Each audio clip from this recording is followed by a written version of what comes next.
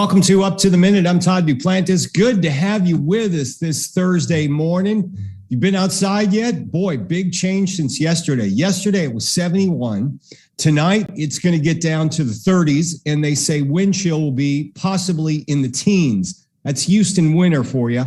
40-degree drop in one day. We've got a great show lined up for you in the next half hour. And Dr. Tony Rayo Sutherland joining me this morning from the HCCTV podcast studio. Good morning, Tony. Good morning. I'm very glad to be here. I'm out of the weather right now, but it is going to get very cold, and maybe icy. Yeah, they say it could get a bit icy. Luckily, we're not dealing with our neighbors in Dallas with what they're dealing now. I know if you have seen some pictures from up there, it looks like a winter wonderland in Dallas. They can keep it. We don't want it down here. Don't need it down here. So no one knows how to drive in ice down here. That's just I was going to say, we don't know how to handle it. It's beautiful. I love the snow. I love to see the snow. But driving in stuff like that, it's funny because you can always tell the folks from up north when they come down here because they're the ones driving the normal speed limits out on the roadway. Right. All of us are on the side of the road navigating, and we got our hazards on. Look at these, get out of the way. Yeah. Those are all the folks from up north. But welcome to Houston if you're from up north. Hey, you are watching us now on Facebook Live and YouTube. We're here live every morning at 10 a.m. Thanks for joining us. If you missed the show, you can always catch us on HCCTV. The rebroadcast of the show is on at noon, 5, and 10 p.m. As always, though, you can rewatch the show in social media. Look for us across all social media platforms, Tony. All of them. Go to Facebook, YouTube, LinkedIn, Twitter, Instagram, all of them. But look for Houston Community College District. Sometimes people just go HCC because that's how we call ourselves, which is correct. But on social media, look for Houston Community College District, and then you'll find us. That's right. Okay, Tony. We've got a special guest. It's virtual family fun day, and we've got a special guest joining us from one of my favorite places. Haven't been there in a couple of years, but we've got Stephen Seals. He is the Historic Area Program Development Manager and also the James Lafayette Interpreter at Colonial Williamsburg. Stephen, good to see you. Well, your mic is muted. Let's see if we can get you to unmute your mic. Good to be here. Thank you for having me. Yeah, thanks for being here. Williamsburg is one of my favorite places. My wife and I go up there. We haven't been in a couple of years, but there was a span of over 5 years where we went 3 times. So we just love it up there, and we're looking forward to getting back and looking forward to hearing from you because you've got is it a new podcast that you've got going on up there? Oh, yes. New podcasts, new live streams, lots of new things. Very cool. Looking forward to hearing all about that. So, Stephen, stick around. We'll be with you very shortly. Wonderful.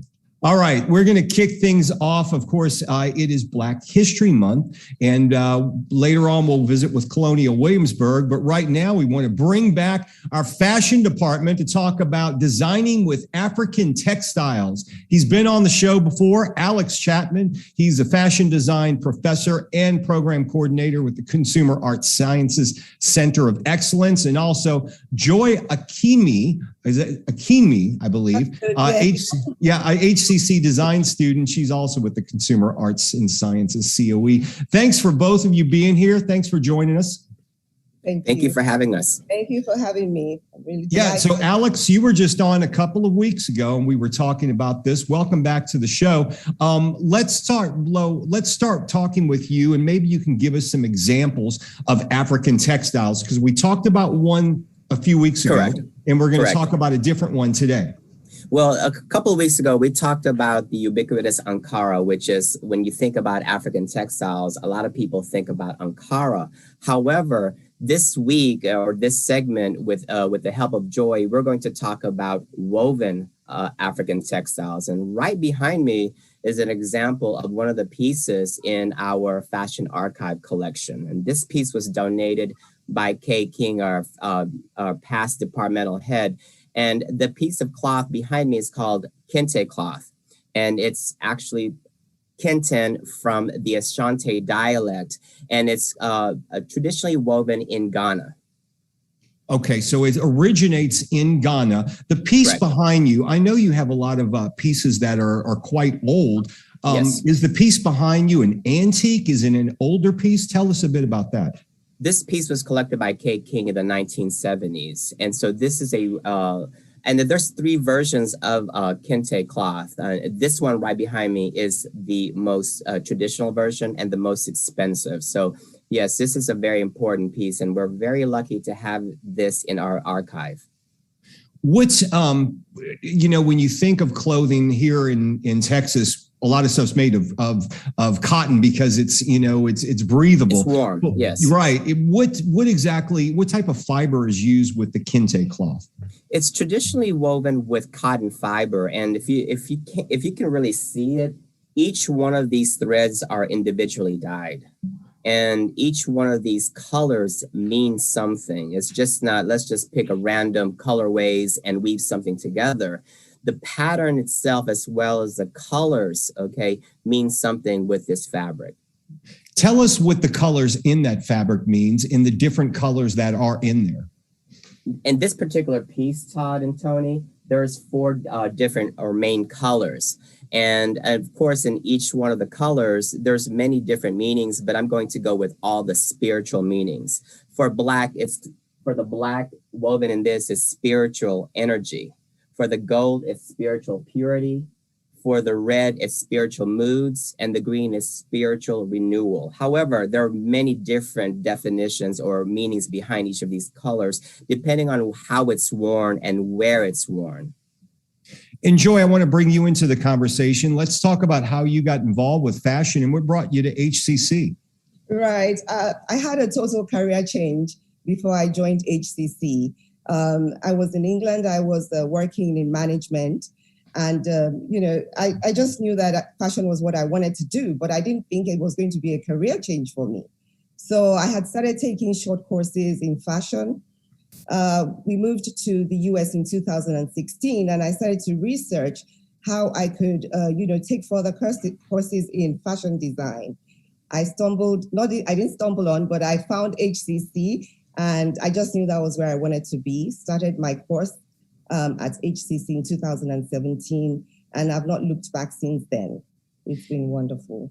And have you worked with this particular design, with the Kente design? Have you worked with that in the past, and do you incorporate that into your designs itself? Right. Actually, Kente is unique to Ghana, which is in West Africa, a neighboring country to Nigeria. Now, my grandmom is Ghanaian, so she had a lot of Kente. However, I am more Nigerian because my dad and my mom are really Nigerians. What we do in terms of those fabrics, we have the Asooke, which is this one here and this one here. Now, unlike the Kente, where they have certain unique colors, Asooke can be as many colors, any color you like. But traditionally, as far back as the 15th century, they only had 3 different types of Asooke. There was the indigo blue, there was the brown, and there was, I think, the black as well. The black may have some spots of colors, but not. It wasn't mandatory to be so. Now, this Asooke always hand woven. The fiber is cotton most of the time, but the new sort of fashion now, people may use some form of metallic threads to add a bit of flair to the textile. So let me ask you this, since maybe a basic question. When you're weaving this material, do you use a special machine? Do you prefer to use a machine from that's an antique, or do you prefer to use modern methods, or maybe a mixture of both? How does that work? Actually, we prefer to use the old method, which is really some sort of primitive equipment, if I may say, because machine woven one doesn't give you that effect, that feel of authenticity that you want. Is usually very flimsy. But the one that's hand woven, you would see them. I have an example here. This is the cotton woven Asooke. Now this is in 2 colors, and I would say it's plain woven. Now, what happens is it gives it a very taut feel and quality. So you can use it for, 50 years. For example, the one I have here belongs to my grandmom. And I think she made this in the 50s. And I can still wear that today. It's still very beautiful. Even though designs come and go, just like fashion would be, but fashion remains. It just revolves. It just goes around. So right now, this was in the 50s. Today, they have something like this, which is woven with loose threads. So it's incredible. I mean, it's beautiful designs there. And Alex, I know this subject is one of the subjects that you guys are going to be launching a show. I know we can maybe let the cat out of the bag, but you guys are going to be launching a show, and this is going to be one of the subjects I guess y'all will be covering when you do so. Yes, we'll cover not only African textiles and African clothing, but also some of the pieces that we have in the Fashion Archive. Yeah. So this will actually let us exhibit and present what we have of the 15,000 pieces we currently have in the Fashion Archives. And as said in the past, that our archive spans four centuries. So this would be a great platform to just let the world know what kind of pieces that we have here at HCC. Joy and Alex, I appreciate you both joining me this morning and bringing us up to speed on the Kente design. And Joy, it was a pleasure speaking with you this morning. Thank you very much. My pleasure. Thank you. All right. And if you're interested in the fashion design program, we're going to put some links in our social media post. And by the way, folks, keep watching. Next month and a half, our Center of Excellence is going to be doing their own show. So we'll be showing that as well on Facebook Live, YouTube, and HCCTV. Alex, we'll see you soon. Thank you, Todd. We appreciate everything that you guys do for us. All right. We'll talk to you soon. I'm going to turn things over to Tony. As I mentioned, Tony, at the top of the show, Williamsburg, Colonial Williamsburg is one of my favorite places on earth. We love going there. And I'm looking forward to hearing about this new podcast you're going to be telling us about. Well, I'm going to make my husband take me there this summer as soon as possible because I can't wait. I'm a history buff as well as theater background. And so this is just perfect. So we have today Stephen Seals, Colonial Williamsburg Historic Area Program Development Manager. That is a mouthful. And he's our virtual Family Fun Day guest. Welcome to the show, Stephen. Well, thank you for having me. It's a pleasure. Now, he is also James Lafayette interpreter, which we will talk about in a little bit and find out exactly what that is. But first, let's talk a little bit about, you have a podcast. It's live from history. And I like that because it just it's like putting the character in bringing them today and saying, hey, what happened back then? What really happened back then? But this one is called What Price Freedom? Can you tell us a little bit about it? Sure. One of the things that I think is very important for any museum site is to help people have the difficult conversations that answer the why. And with this particular piece, when you look at the lives of the enslaved people in Virginia or anywhere else during the colonial era, they were trying to find their freedom. They were trying to find their agency. And there were laws put into place. There were mechanisms of society put into place that made it far more complicated than just, do you want to be free or do you not want to be free? There's questions of family. There's questions of the future. There's questions of sustainability. All of these are part of the fabric of the enslaved trying to find their freedom, of this American story. So this piece gives you the opportunity to hear the viewpoints of a number of individuals from history, as well as to be able to ask questions and get those answers on what was the price? What price had to be paid for freedom? What price are we still paying today for freedom? So where do people go to log in to watch this? And what time is it and all that kind of thing? Well, you have a number of choices. Well, I start with time. So it'll be at 1 p.m. Eastern time. So for those of you all in Central time, that'll be at noon. So it's coming up very soon. Okay. And you can either log on to our Colonial Williamsburg Facebook page. You can go to our Colonial Williamsburg YouTube channel, or you can go to colonialwilliamsburg.org, and there's links on that on our official website as well. And you keep them on there, like say if we miss it at noon, we can go back and see the recording of it, right? Oh yes, we've been doing live streams pretty consistently since the pandemic began, and you can go back and look at, I guess it's 2 years now, 2 years worth of live streams. Some of them I'm in, not to toot my own horn, but yeah, you'll be able to see a number of our people in costume, out of costume. We have so many different things at the foundation for you to be able to see it. You can review them all there. I saw your website, and it's just wonderful. In fact, I even watched several of the podcasts already. So I'm very excited about it. And I watched both of yours that's on there too. So now tell the audience, what is a James Lafayette interpreter, or what is an interpreter? And then, of course, you are for James Lafayette. Sure. An interpreter is someone who helps to give you context to an event, to a historical event usually. But it's not just about the context as much as to give you the understanding of why, to help you gain the information that you need as someone who's experiencing this history, to truly be able to come up with your own thoughts on what our shared history means. And James Lafayette was a Revolutionary War era spy. He was an enslaved man at the time, and he went across the lines to the British and spied on the British for the American forces during the Revolutionary War. It's very intriguing.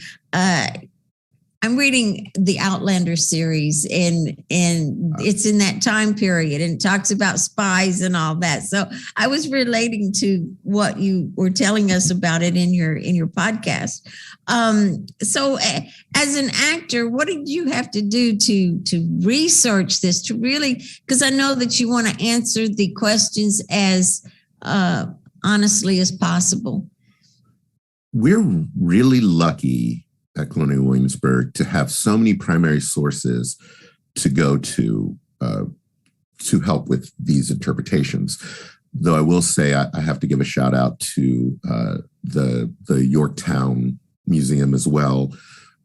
They actually did a major search on information on James Lafayette. However, the other person that I need to thank is actually someone who works for your school. One of your professors there, Dr. Jeffrey R. Valines, actually wrote a script originally about James Lafayette for Colonial Williamsburg. We've done it for years. It's part of the reason why I'm playing the role today. The piece was called The Hated Spy. And he was the person that really brought an awareness in the time that we were at of James's story and the importance of it, and just how interesting and complicated it was. But I have gone into so many haystacks to find the little needles of information, because it's hard to find information that's from that far back. Well, there are lots of stories about so many people on your website. Tell us about some of them. I think there's one about Judith and Daniel or whatever. Yes, Judith and Daniel. That is a wonderful piece about, well, love, and about the ways in which love transcends distance, transcends how society sees you. Judith and Daniel are both enslaved individuals. They're enslaved to different people. The problem with that is that lawfully, an enslaved person doesn't have control over where they go or where life takes them, which means that if their master moves, then that individual has to move as well. Well, what happens when you have a relationship with someone, because under Virginia law, since they're property, they could not be legally married, which means that their union does not have to be kept together by the law if one happens to move away. But that love continues. That love stays there. That hope that comes with that love is part of what helped enslaved people survive, so that I'm here today to even be able to tell you these stories. And this piece about Judith and Daniel talks a bit about what is required for that love to continue to grow and to continue to become stronger, and about the fact that few things can get in the way of true love. Absolutely.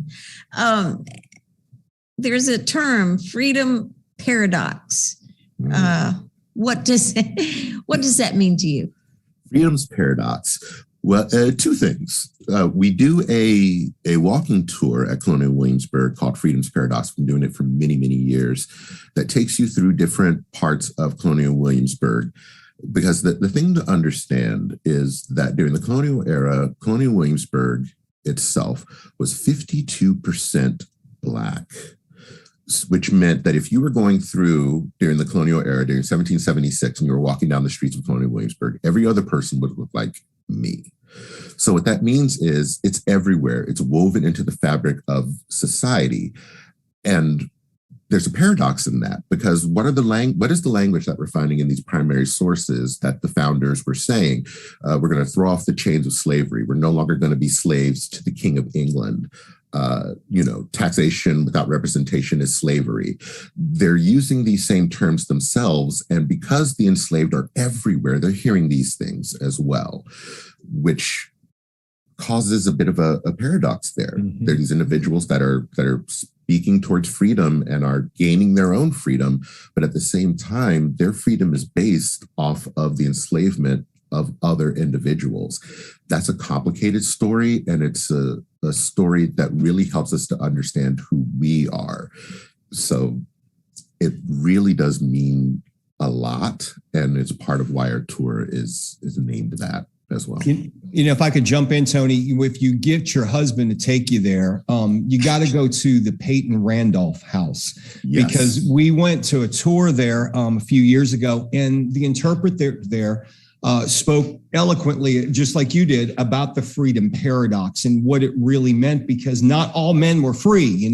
We are breaking free from England, but you still had enslaved people there in Williamsburg and across this country. So it certainly makes you think, and it certainly shines a new light on the revolution, what it was about and what it unfortunately wasn't about until maybe 100 years later.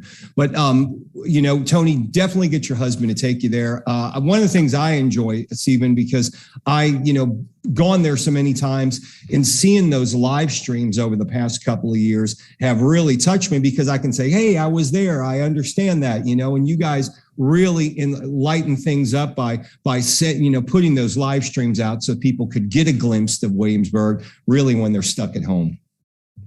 Oh, yeah, I can't wait to go. I'm going with or without him. Okay. Yeah, please talk about freedom.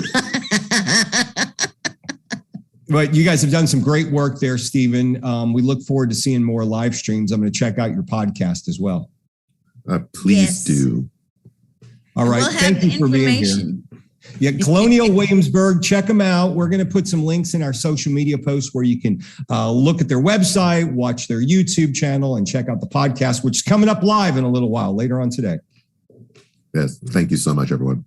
Thanks, Stephen. Thank you. All right. Tony, we got a few announcements to go over before we wrap things up. We got a few minutes left on the show, but we want to let everyone know that HCC's open for business. We've got entrepreneurial initiatives for women that are coming up. HCC's Office of Entrepreneurial Initiatives has begun this project for minority women-owned businesses with such programs as Women's Wednesdays and the Business Digital Academy. You can catch both of those still this month. So make sure you check them out. We'll have some information in our social media post after the show. And National Go Red Day for Women is coming up. It's tomorrow. It is tomorrow. You got to wear all red. So Today I'm wearing green. Tomorrow I'm going to wear red. Heart disease, they say, is the number one cause of death for women, and it appears differently. The symptoms are different. So the American Heart Association has got this National Gold Red for Women Day, always the first Friday of February, which would be tomorrow. And the DEI office, Women in Leadership, Student Life, and Rec Sports are sponsoring the Gold Red Virtual Walk. And the first 350 people who sign up for it get a free T-shirt, and just take pictures of yourself as you're doing this and send it to hashtag HCC Go Red 4, the number 4 women. And we've got information about that after the show.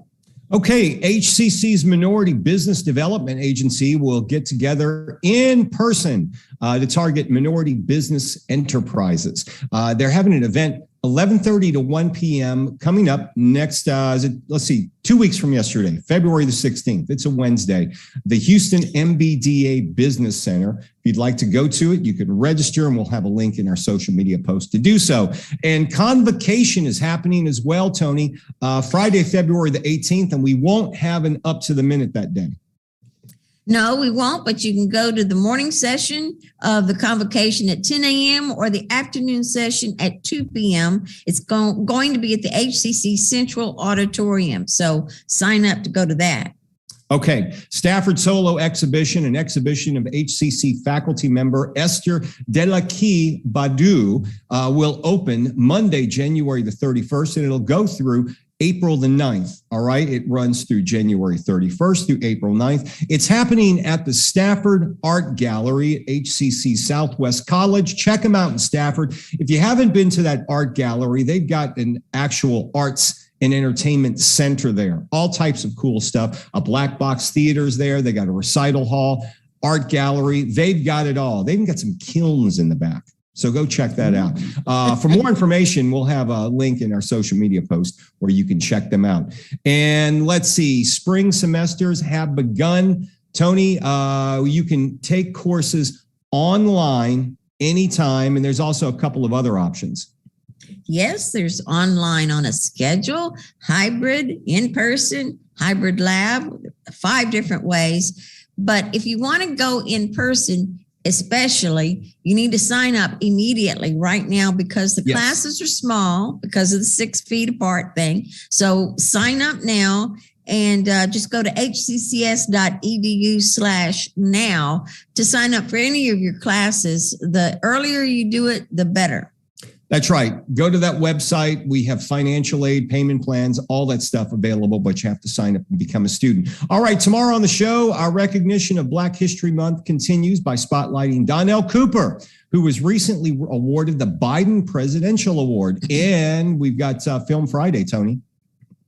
Yes, Diverse Works is returning to talk about awards for its Idea Fund, Project Row Houses, and the Aurora Picture Show. So stay with us. Yes, that's right. And guess what? River Oaks Theater, they made a big announcement yesterday. Look for it in social media. They're going to be reopening again. Great news there. Hopefully we'll hear more about that in the future. Tomorrow, the show continues. We'll see you live 10 a.m. for Friday's edition.